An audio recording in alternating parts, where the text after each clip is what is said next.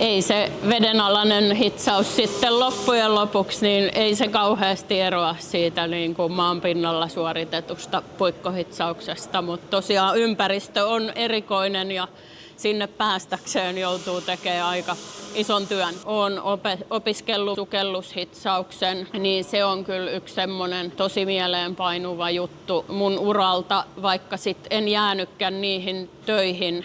Mutta kuitenkin se koulun käyminen ja sen hitsauksen opettelu ja vedenalaisten luokkien suorittaminen tai pätevyyksien, kuten nykyisin sanotaan, niin kyllä se on yksi sellainen tosi mieleenpainuva juttu. Veden alla hitsaaminen vaatii ensinnäkin tiettyä terveydentilaa, että päästäkseen sinne asti niin pitää läpikäydä terveystarkastukset ja psykologin testit ja siinä on kaikenlaisia palikkatestejä ja haastatteluja ja sitten on fyysisiä testejä ja painekammiotestejä ja kaikki ne pitää läpäistä. Se on aika moniportainen se hakuprosessi. Sitten jos sinne asti pääsee, niin sitten todennäköisesti olet perusterve ja silleen perushyvässä kunnossa ja psyykkisesti ja fyysisesti niin kuin terve ihminen ja sitten se itse hitsaus onkin yllättävän yksinkertaista